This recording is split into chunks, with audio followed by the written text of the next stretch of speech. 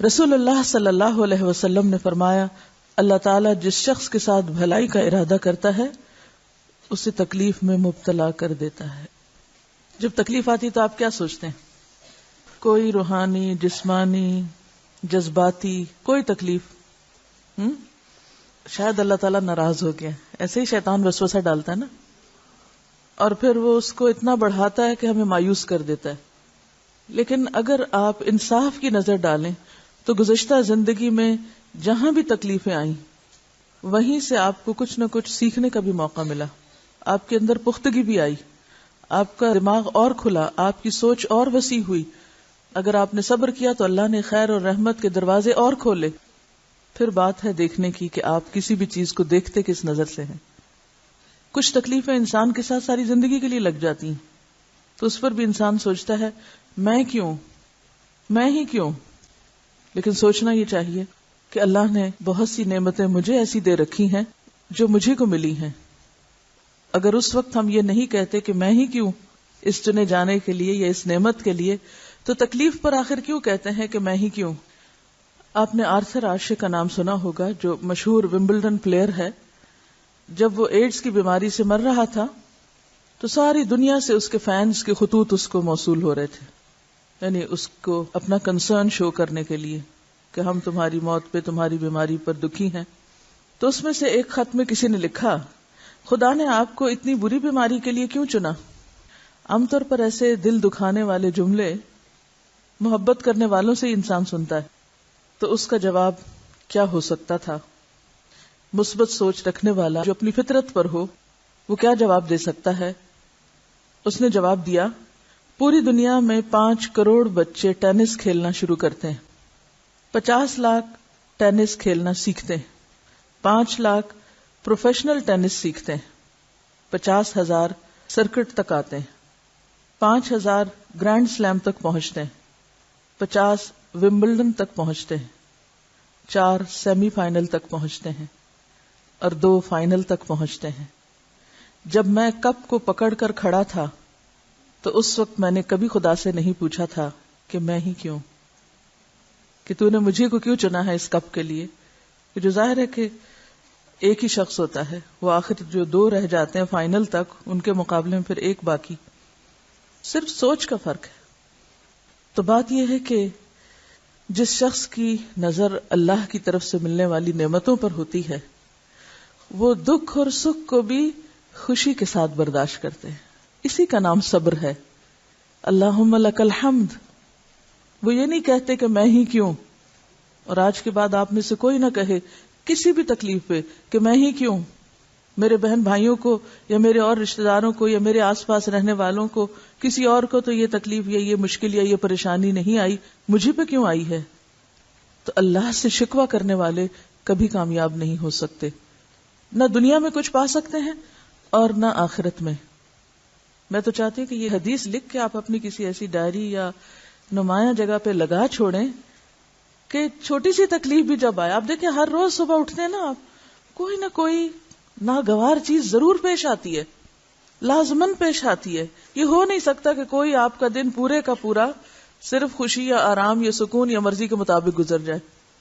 مومن کی زندگی مرضی کے مطابق نہیں گزر پاتی، کیونکہ جو آپ کا شعور بیدار ہوتا جاتا ہے، آپ کے اندر روشنی آتی جاتی ہے، آپ کو اپنے اندر بھی اور دوسروں کے اندر بھی اور معاشرے میں اور ماحول میں ایسی ایسی خرابیاں نظر آنے لگتی ہیں کہ پھر چین رخصت ہو جاتا ہے بندے کا.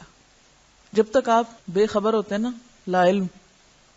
ہمارے ایک استاد تھے، ہمیشہ کہتے تھے جہالت نعمت ہے، کیونکہ بے خبری ہے، فکر ہی نہیں کوئی، کیا طوفان آ رہا ہے، کیا مصیبت آ رہی، پرواہ ہی نہیں، پتہ ہی نہیں. جب انسان کو پتہ چل جاتا ہے کہ یہ مصیبت ہے، یہ تکلیف ہے، یہ پریشانی، یہ گناہ ہے، یہ آخرت میں پکڑ کا سبب ہے، تو پھر چین سے کیسے انسان بیٹھ سکتا ہے؟ کسی انسان کی سفرنگ دیکھ کے، کسی کو دکھ میں دیکھ کے، کسی کو تکلیف میں دیکھ کے، کسی کو غلط کام کرتے دیکھ کے چین تو نہیں آتا.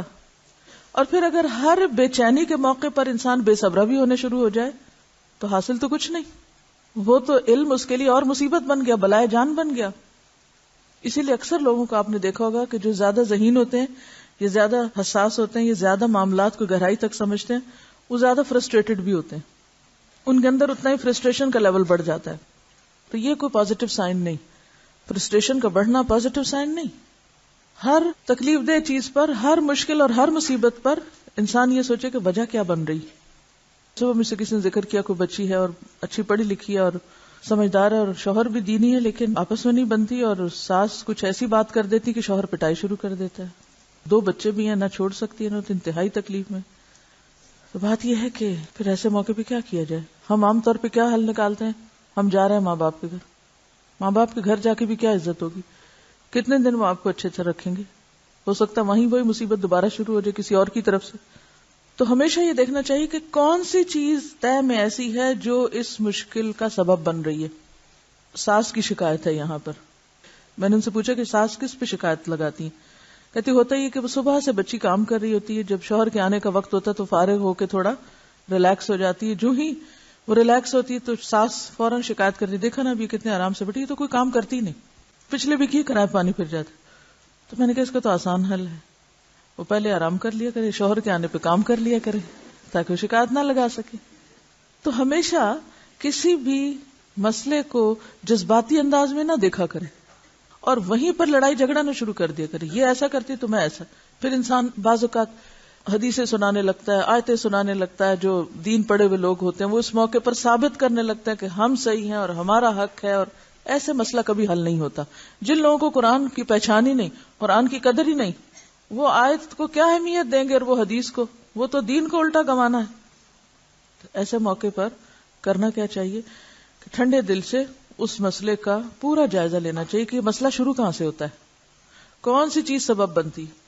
اور جب آپ کو معلوم ہے کہ سبب یہ مسئلہ ہے یا میری یہ کمی ہے یا میرا یہ طرز عمل ہے، تو حد الوسع جبر کر کے اس سبب کو دور کر دیں.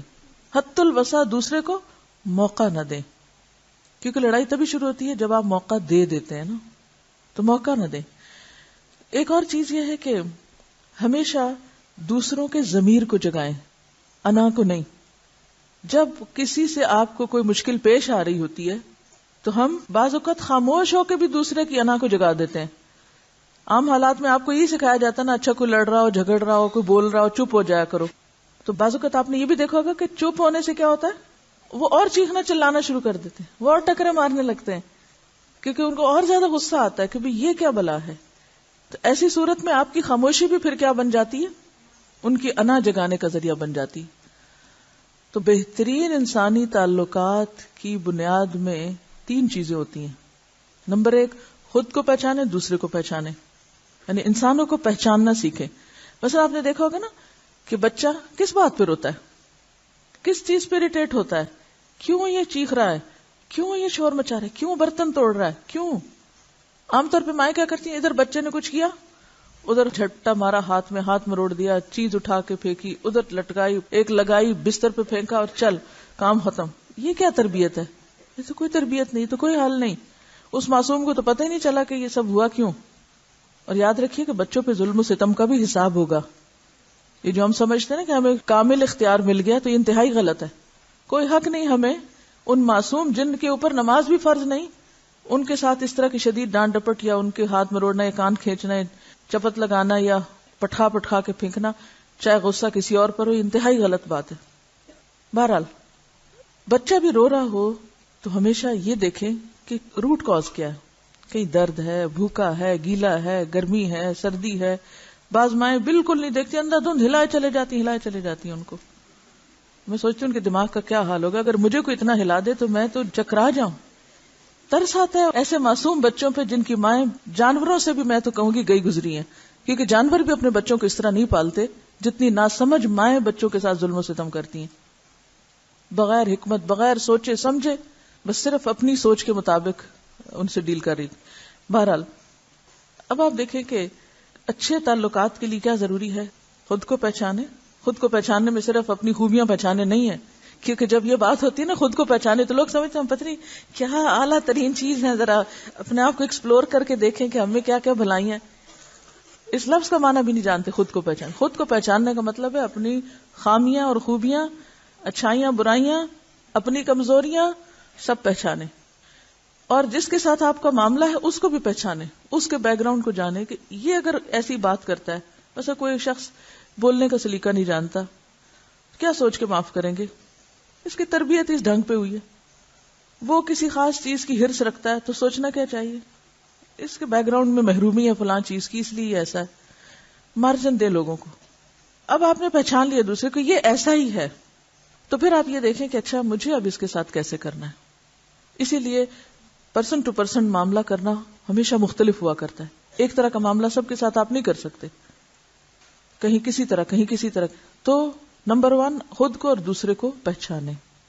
نمبر 2 خود پہ قابو پانا سیکھیں, جس کو دوسرے لفظوں میں صبر کہا جاتا ہے. جب آپ کو پتا ہے کہ دوسرا شخص اس بات سے غصے میں آتا ہے یا اس بات سے اریٹیٹ ہوتا ہے اور بعض اوقات ناجائز ہوتا ہے, بے وجہ ہوتا ہے, تو پھر ایسے موقع پہ آپ کیا کریں؟ وہ تو نہیں سمجھتا, خود کو سمجھا لیں, صبر کر دیں, خود پہ قابو پا لیں.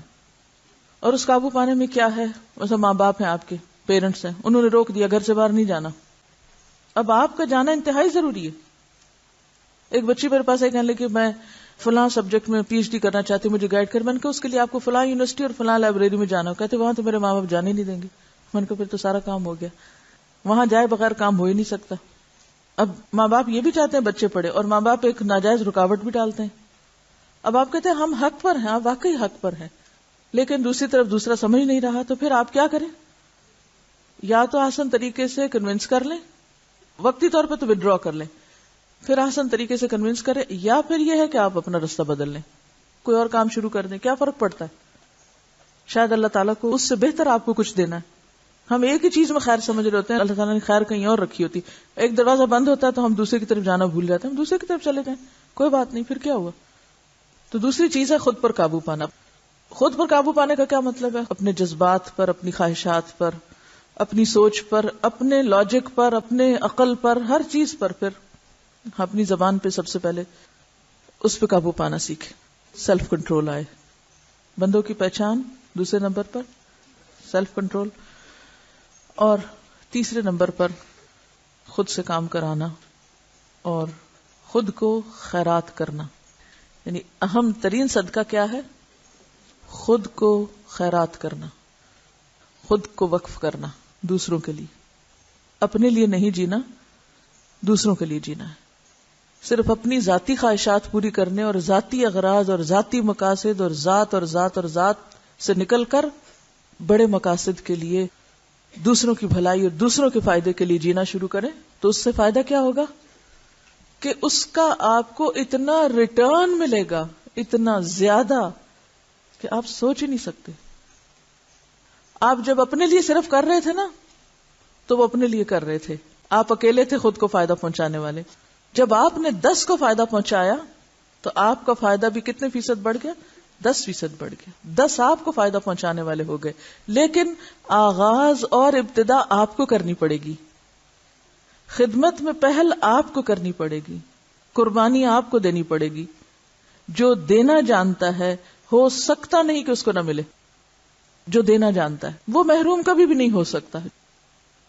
لیکن عام طور پہ ہم دینے کا مطلب کیا سمجھتے ہیں؟ 10 دیے تو 10 مل جائیں واپس.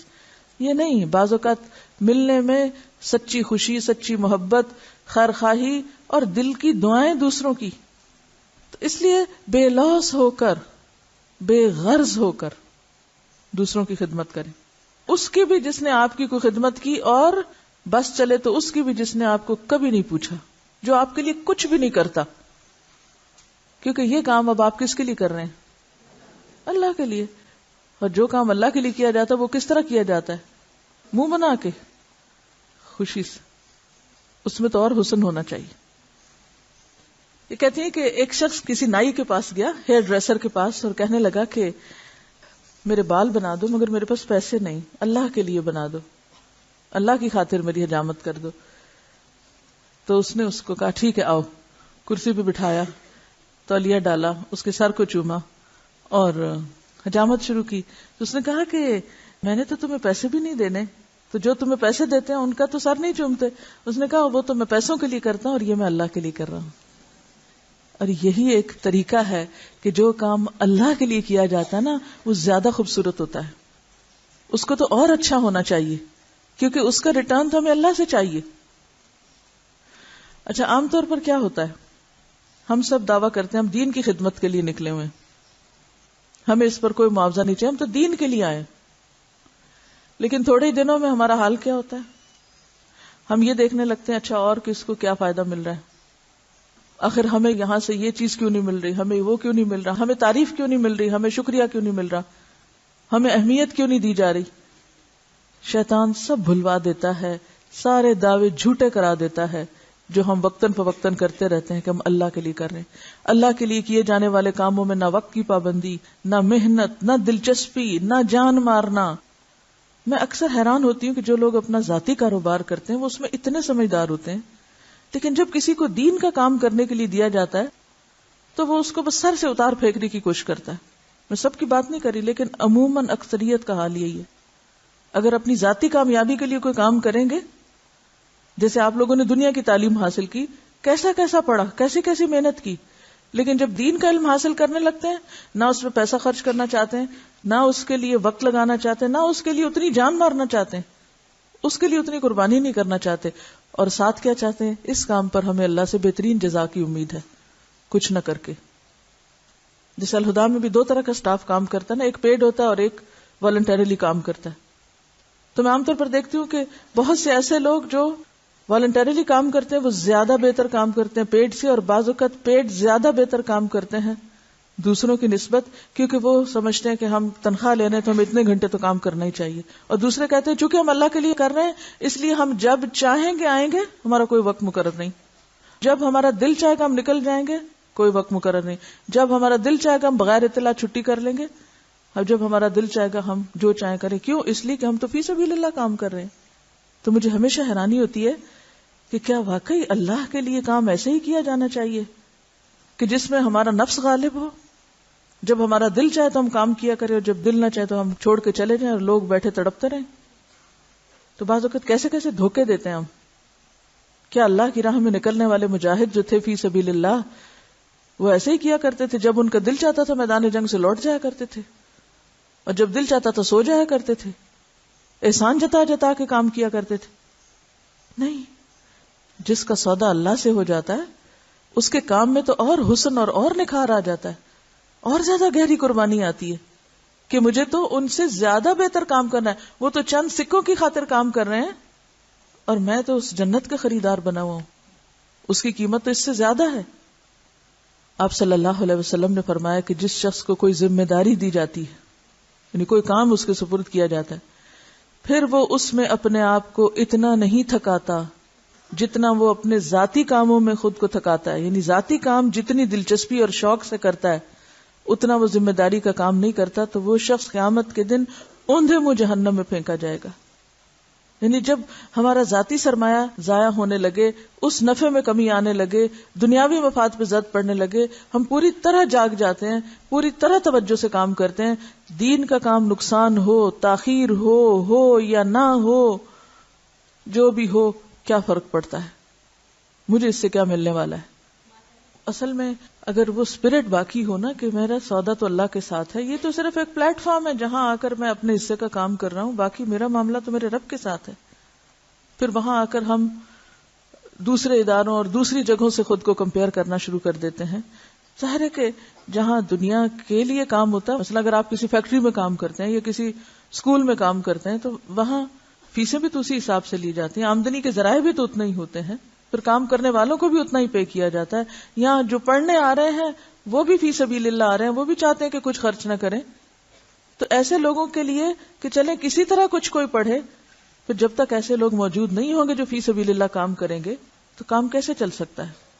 جب تک دین کے کام کو اپنا کام اور دین کے نقصان میں ایسا غم جیسے اپنے بیٹے کی ناکامی پہ غم، اس درجے کی تڑپ جب تک نہیں ہوگی اس وقت تک کام میں حسن پیدا ہو ہی نہیں سکتا. تو یہ حدیث ہمیشہ یاد رکھیے کہ اللہ تعالیٰ جس شخص کے ساتھ بھلائی کا ارادہ کرتا ہے کہ اب اس کو مجھے بلند درجہ دینا ہے، آگے بڑھانا ہے، تو اس کو تکلیف میں مبتلا کر دیتا ہے.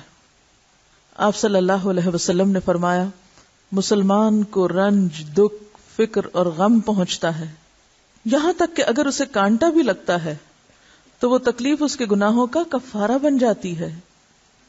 مزید فرمایا، جب کسی مسلمان کو کوئی تکلیف پہنچتی ہے تو اللہ تعالیٰ اس کی وجہ سے اس کے گناہوں کو اس طرح مٹاتا ہے جس طرح درخت کے پتے جھڑتے ہیں. یعنی تکلیف پہنچنے پر انسان اگر صبر کرتا ہے تو گناہ اس طرح دھلنے لگتے ہیں، گرنے لگتے ہیں جیسے درخت کے پتے